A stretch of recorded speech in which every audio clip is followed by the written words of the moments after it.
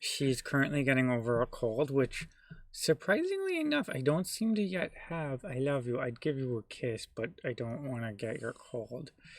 But I just washed my hands. Oh, can I give you a hug? Love you. Honey.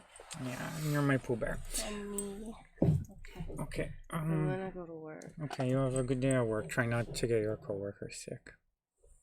Should I wear a mask? That's a personal choice. Is that a polite thing to do or a weird thing to do? I think if we were in Japan, it's the expected thing to do. In America, people might think it's weird, but then again, you're the one from America, so like, this is kind of on you. I don't know. I think my breath is kind of gross because I'm sick, so I'm not going to. Okay. Is that a reasonable?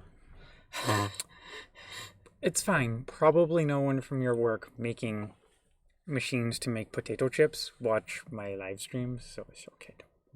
You're not gonna see this. No, most of them are already there. Oh yeah, it's 8 o'clock. Yeah, no, but I get there late. Okay. I love you. Late anyway, so if I get there late, then I have more time at home. Gotcha. They kick us out at 7. Wait, you get kicked out of your...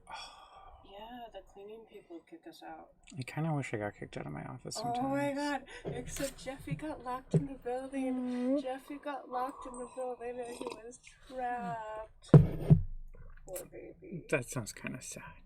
He's not actually a baby, but he's really little and cute. Okay. I might, like 2 years younger than me. I might go do the thing. Okay, I'm sorry. Okay, have a good day at work. Okay, so this morning, while Carolyn drives to her office down south, we're gonna take a look at Spark PR that I made, and we're gonna see what's going on with it. I know that there's some comments on the PR, and we're gonna respond to them. I've been working on some of the code changes requested in one of them. Haven't gotten very far with it yet. That's okay.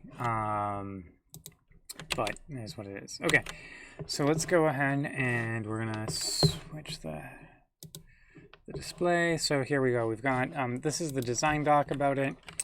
But here, let's go over here. Pull requests, author, Holden. Now, normally people won't give you a lot of comments on a work in progress pull request. So we see there's 14 comments here versus I have another non-work in progress one with about 29. And that's just like, while people are taking a look, they're not doing a real deep dive, generally speaking. And that's just because it's not completely finished. And we can see this pull request, while it's new, it's from 4 days ago. It's based on a pull request that I originally made, let's find out, back in 2017. And so it's kind of an older pull request. It's definitely been updated. Because this old one that I did, was really focused on standalone deployment, and this new one is not. Okay, so minor thing to remove a new line here, so that's cool. So what I'm gonna do, and this is because I've been trying to work on one of the tests that's just not, somehow broke in the intervening time, and so what I'm gonna do is I'm gonna start going through and addressing some of these what are called nits, so they're relatively small things. So we can do those ones really quickly, and this is going to be in the standalone, and what is it called? Standalone app client.scala. Okay. And you'll note that before I did this, I did a git stash, because I've got this like work in progress debugging stuff going on that I don't want to lose, but I also don't want to commit it because it's just like playing around with stuff, and I don't really know what's going on. Although actually I might commit it in a little bit, but we'll do it as a separate like remove me one. Okay, anyway, so line 42. Okay. So this comment's relatively simple. I added an extra star that I didn't need. So we'll just get rid of that.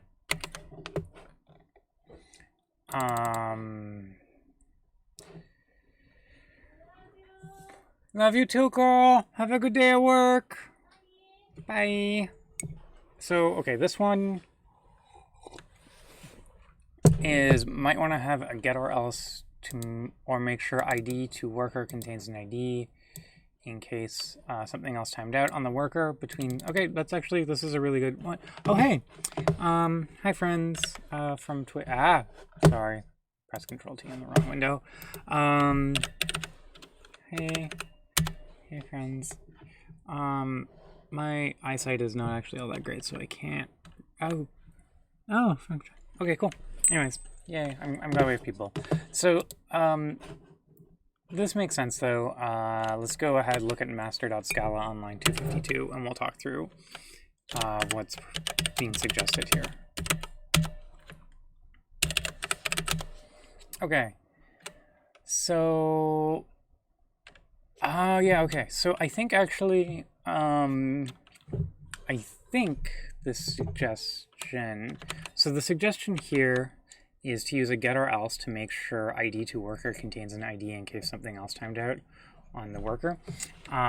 It's a good suggestion. However, we're actually using for each instead of get or else because we don't actually really care about the situation where it isn't registered. But that's a good point, that this code path isn't clear that that's what's going on. So let's see what we can do, because I have a comment up above it.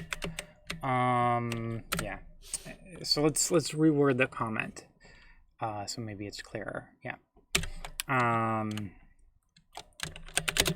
We use for each, since if it isn't registered, if it isn't registered, just skip it. Yeah, ID to worker. So I think that's yeah.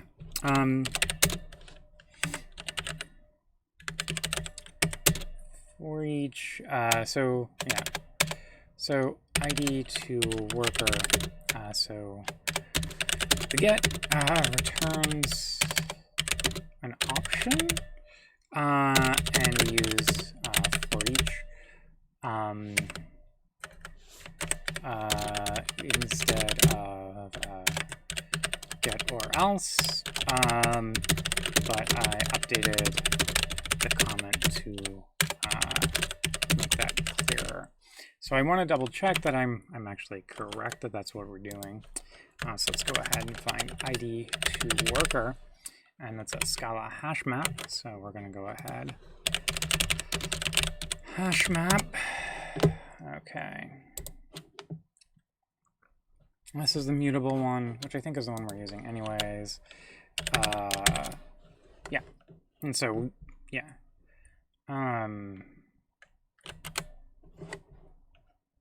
I think this is reasonable. So anyways, okay, that's legit. Cool. What's down here? Okay, yeah. Yeah. Okay, so this is one where I kind of meant to hold off on responding to these comments, but I got excited. You know, it's life. So is there an application level config to enable decommissioning? For instance, Yarn doesn't need this if Yarn is telling the driver.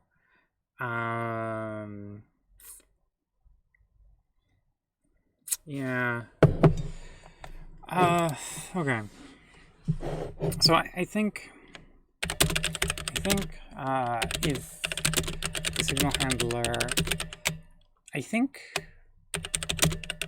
the only situations in which sig power would get sent are in or decommission are from our script or system shutdown. Now, if this was a graceful system shutdown on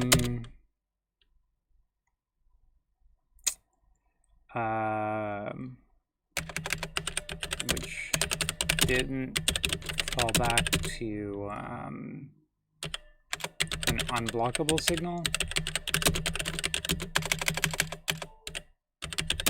that might be annoying. But I think I want to. Oh, hey Abhishek, I'm so glad you think this is cool. I think on servers it should be fine. But let's leave this comment here in case anyone else has a counterpoint. And so it's just like, I'm pretty sure registering sig power is going to be fine. Oh yeah. Okay, so this one is interesting with launch task.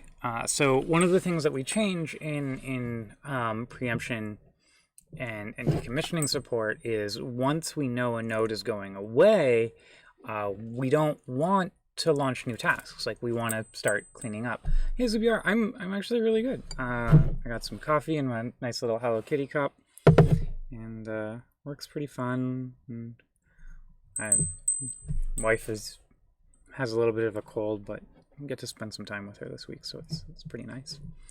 But yeah, sorry. As I was saying, we don't want to launch new tasks anymore. But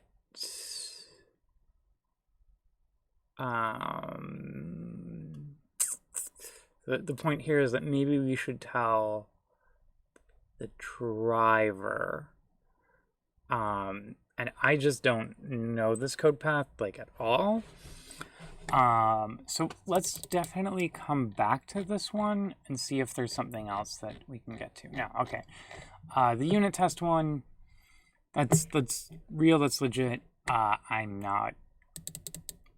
don't think we can fix that while we're hanging out today, so let's go ahead and dig into the coarse-grained executor backend on line 145. Okay.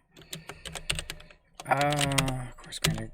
Oh wait, no, it's the scheduler backend, and this is the coarse-grained executor backend. Okay. And so the coarse-grained executor backend. Oh, cool.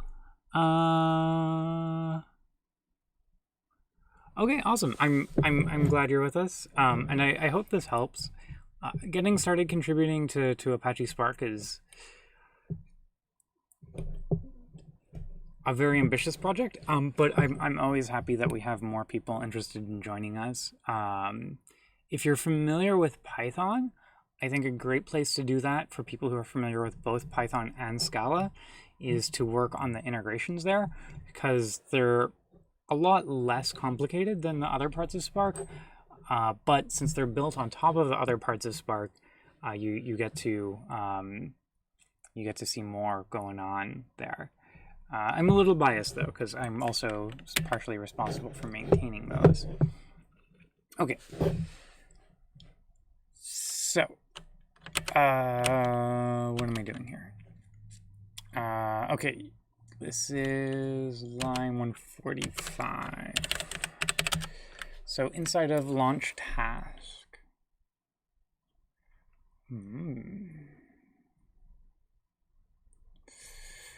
Interesting. I think the problem here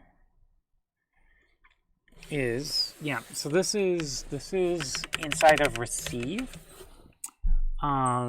which is cool, but there's a separate one called receive and reply. Oh, it's not actually defined inside of, oh, wait, okay. Interesting. So I was expecting there to be a function called receive and reply, and there's not. And that's okay. So let me show you why I was expecting that. So I think in the coarse grained scheduler backend, there's a receive and reply. Receive, can't spell, and reply. Okay. And so the thing is with receive and reply, we send a response back. And the thing is here, in the coarse grained executor backend, we just don't send anything back for any of these RPC calls. And so that's part of why I didn't bother sending anything back. So I'm gonna add that context here. So yeah. Yeah. Although actually, yeah. That's a good question. So do we have a driver RPC endpoint? Okay, we do have a driver ref.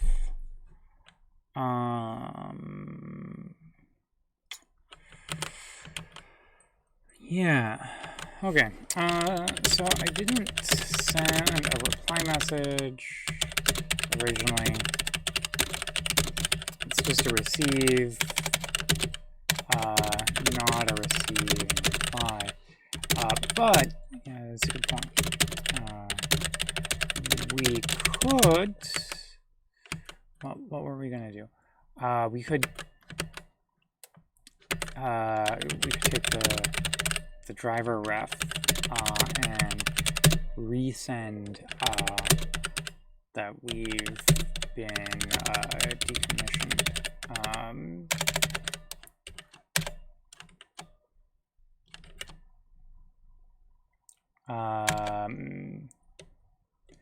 Yeah.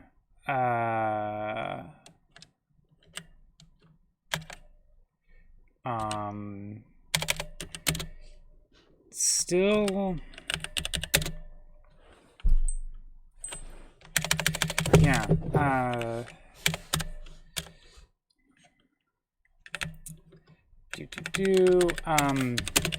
that still might leave the task in a weird state. I'm really... This one is something we're going to have to dig into, I think, because the answer of what happens if a task is not launched. It's like... Okay. Tracing these code paths is a little bit funny, because we're actually using like Akka at this point, and so it's not like I can just...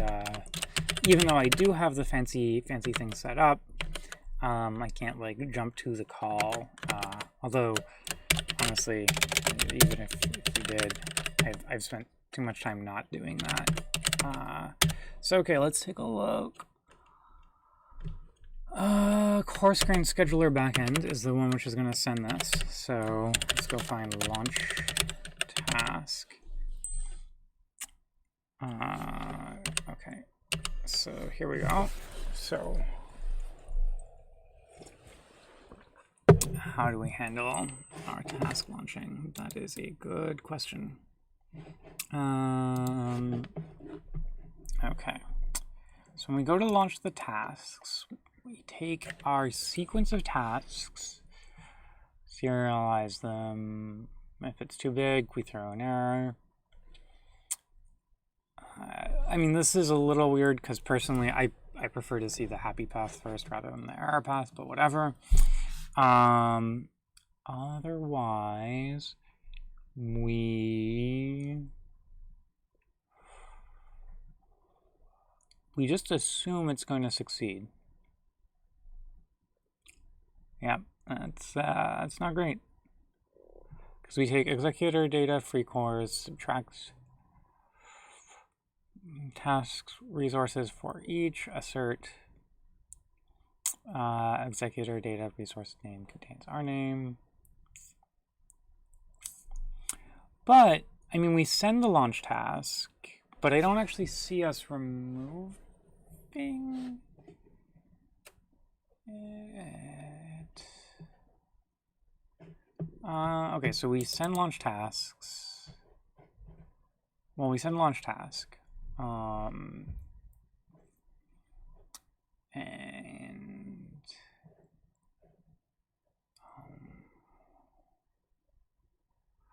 wait. Okay.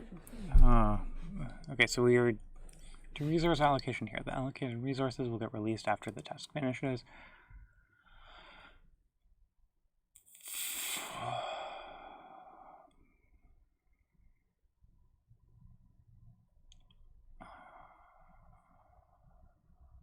Executor data resource info acquire.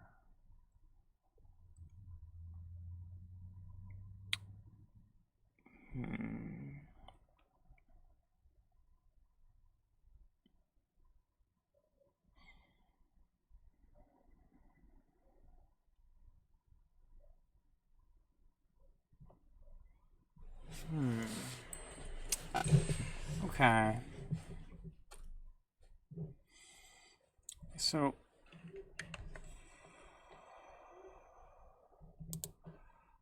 oh,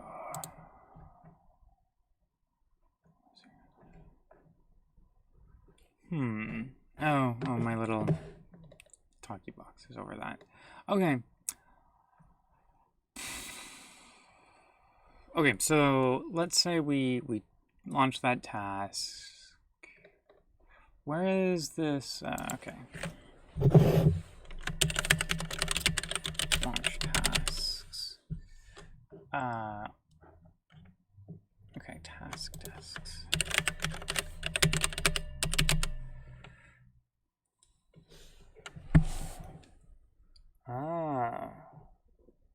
Okay. Interesting. Yeah, so I think if we did this,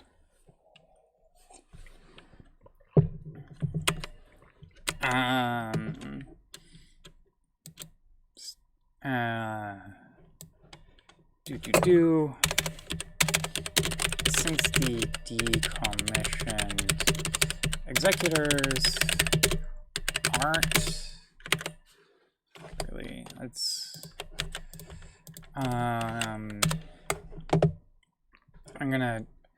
one of the things I want to do is double check my assertion here.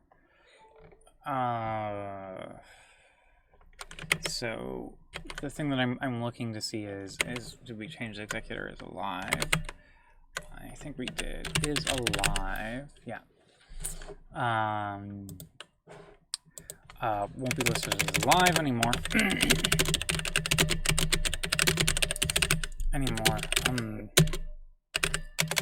The tasks would get reassigned.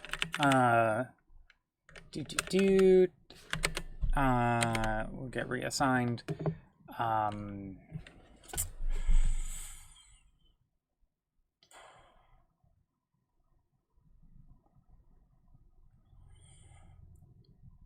Wait.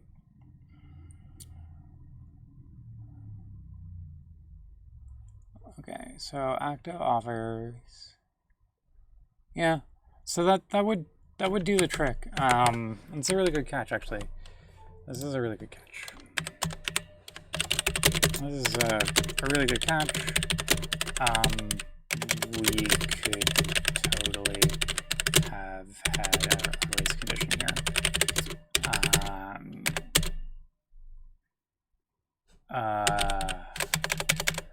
Not.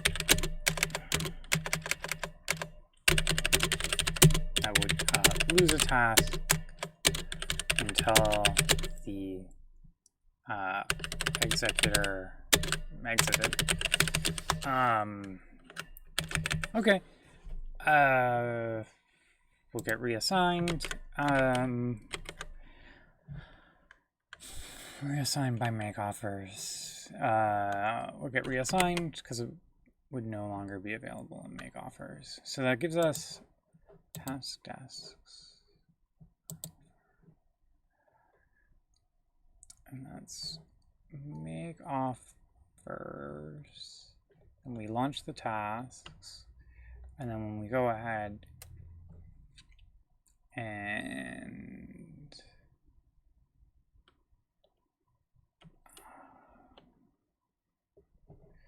let's see.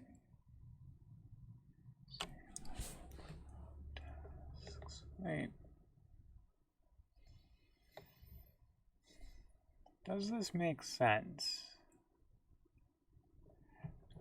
I'm very confused about test desks right now. Which is a thing that happens. Because this looks like it's an index sequence of worker offers. Okay, no, that's where it's coming from. Scheduler resource offers. Worker offers.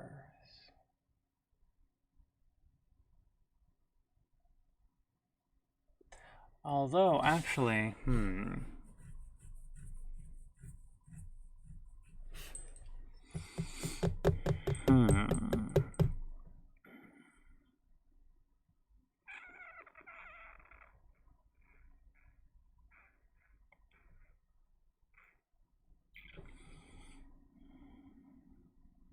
Let's go take a look at this resource offers.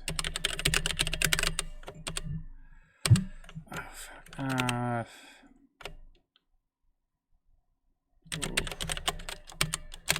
Scheduler. Standalone scheduler. Okay. So, resource.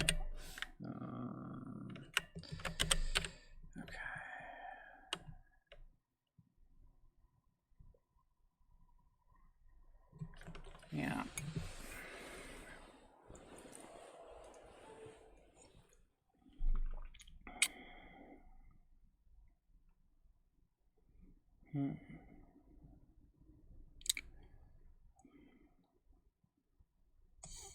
So,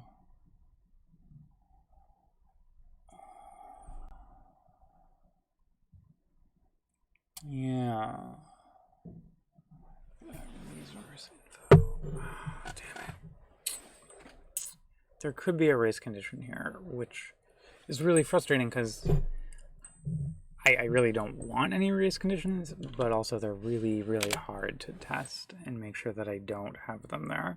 So I'm trying to think through what's happening, and I'm not doing a great job of saying it, so my apologies about that. But essentially what I'm thinking about right now is a situation in which, at the same time, more or less, the node is, triggers for decommissioning.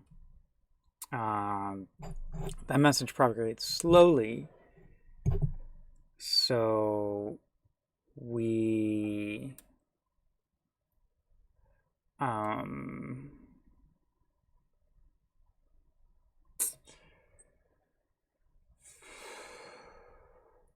message propagates slowly to the cluster manager and the scheduler. And the problem is, while that's happening, we schedule a task. But we already refuse tasks. And so we might have tried to launch a task. And so that's not great.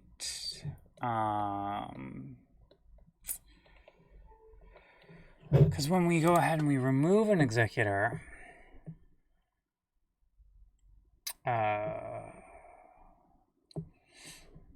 we get the executor ID,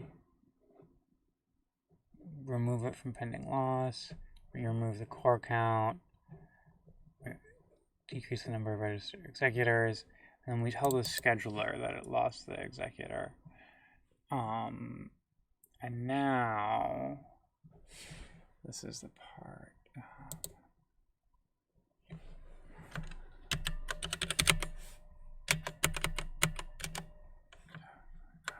Oh no. It's like,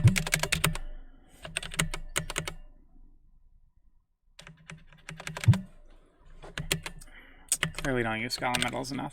Scala metals, jump to definition, Emacs. Okay. Go to implementation. Okay. Yeah, so the driver maintains a state of the executors. wait, why is go to implementation not showing up? It's like 90% sure. What mode is this in? Metals is there.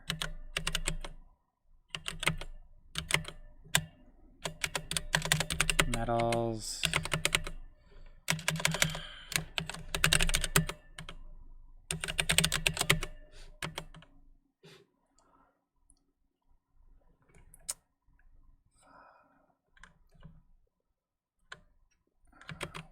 Oh, it's LSP go to definition. LSP go to definition. Okay, LSP go to implementation. Oh. Not there? That's weird.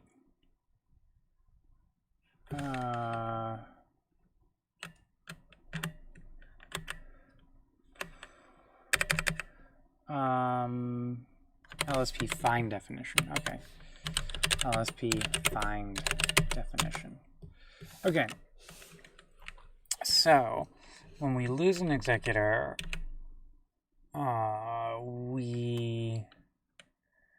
if executor ID to running task IDs contains the executor, we log executor loss, remove executor. Okay, yeah. And so then, okay, let's go find remove executor. And then, yeah, so then in this case, we reset the task state for that, but we don't want to do that when we're entering decommissioning. So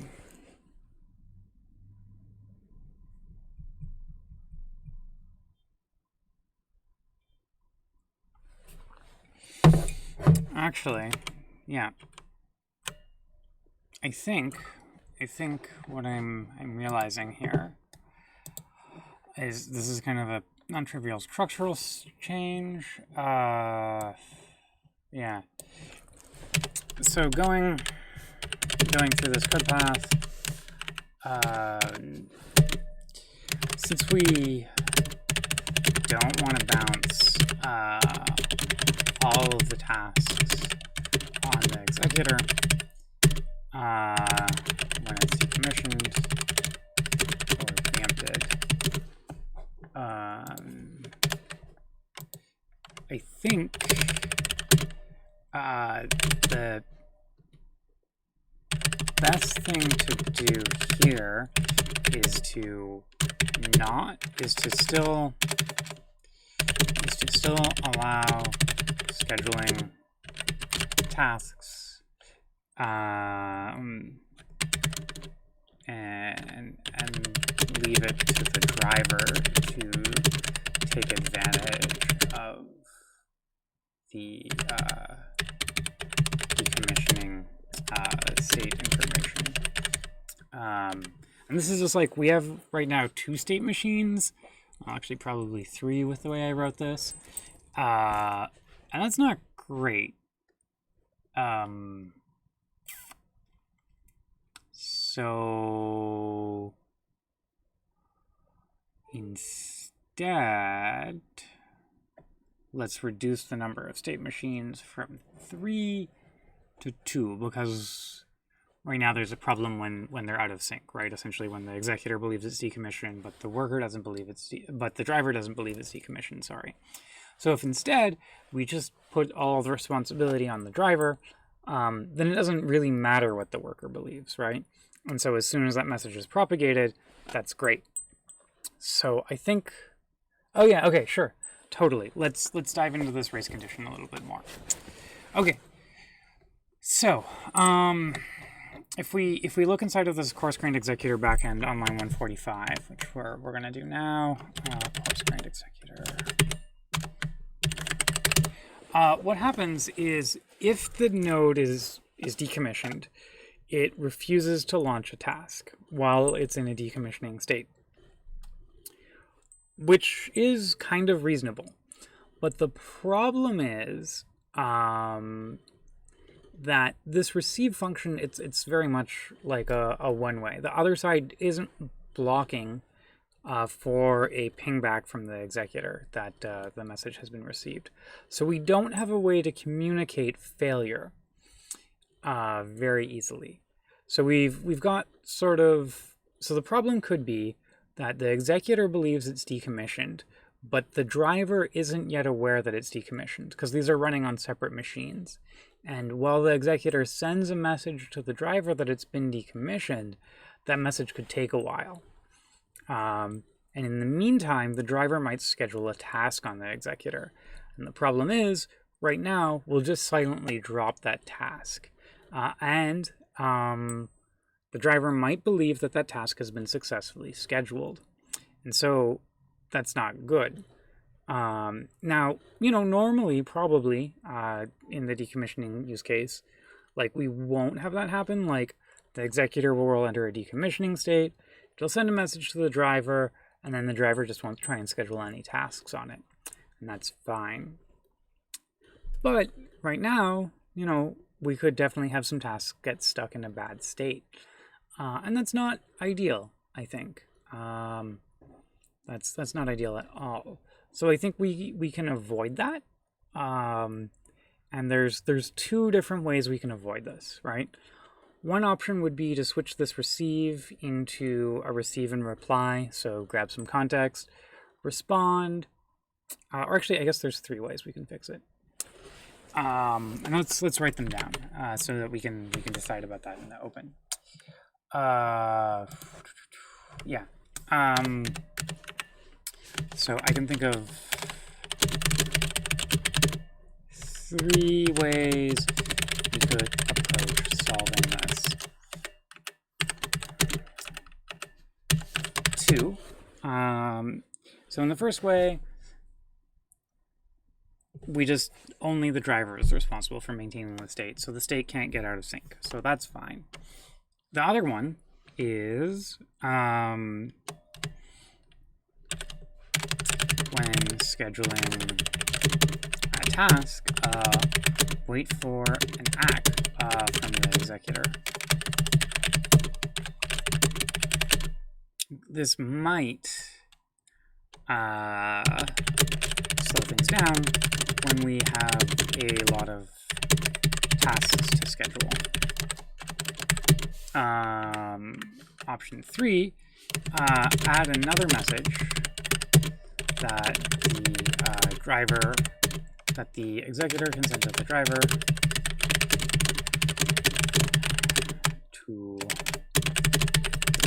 indicating that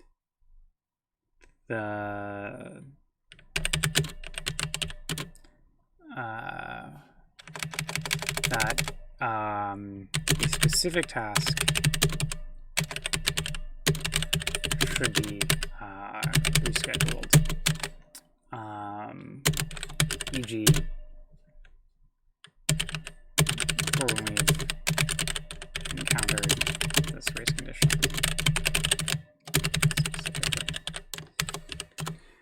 So these are the 3 possible solutions. I'm partial to solution number 1. But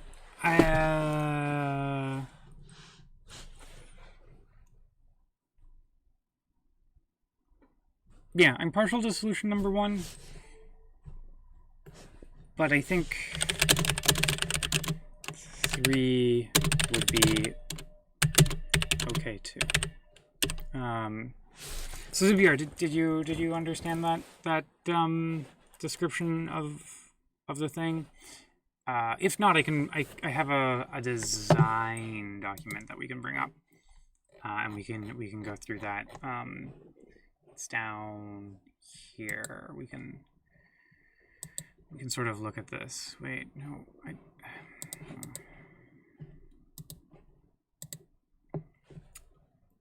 Oh, cool. Will executor be able to send a message in solution 3 when the node is in decommission state? Yeah. So there's sort of two situations. One is either the executor would be able to send a message, or the executor has died in the meantime. And if the executor has died in the meantime, it's okay, because we have existing mechanisms to handle that. Yeah. Although actually now while we're looking at this, I just noticed this diagram looks kind of funky. So I'm gonna fix that arrow real quickly. There we go. Awesome. I'm so glad. Do you have thoughts about which one of these three solutions you'd like to see? What your preference is?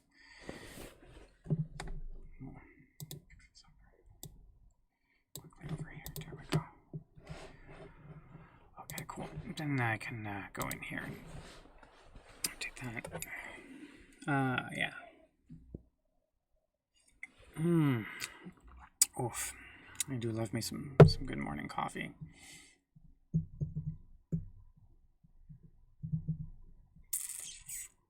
Yeah.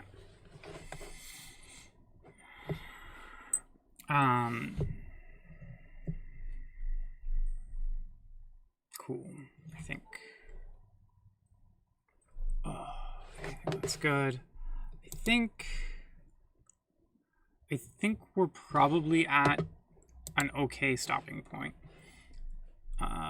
If anyone does have thoughts or opinions about this, you know, you can go to this pull request URL. It's pull request number 26440, and you can chime in with your thoughts here.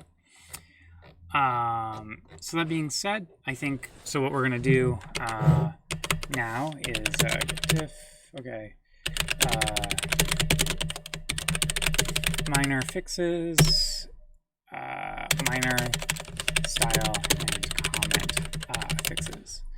That being said, always a good idea to run Devlin Scala. I don't always do this. Trying to get better at that. I can run Devlin Scala while we're wrapping up.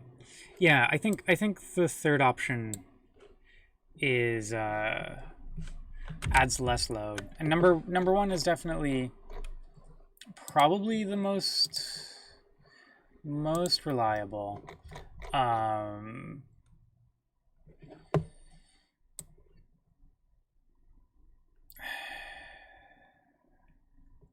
don't know.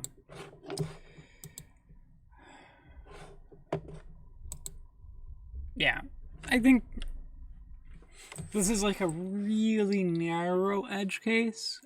So I think 1 or 3 is good, and I think either 1 or 3 will be okay. And probably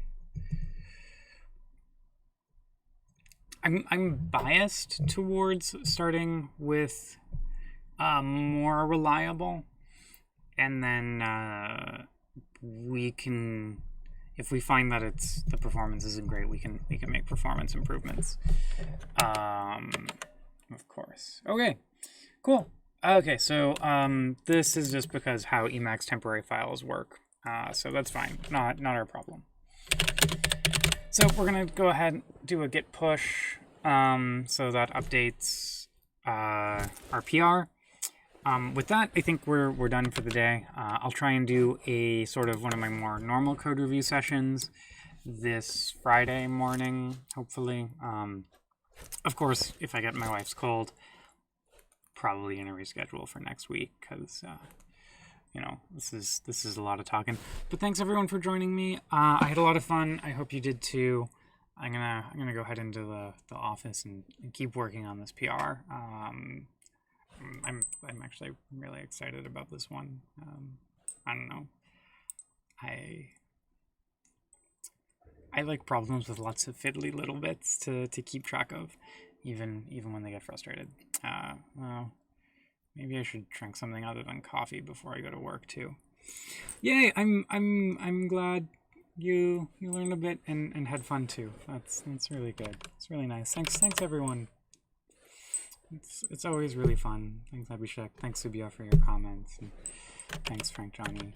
I hope I got that right. Okay, cool. Oh, and bye Darcy Jane.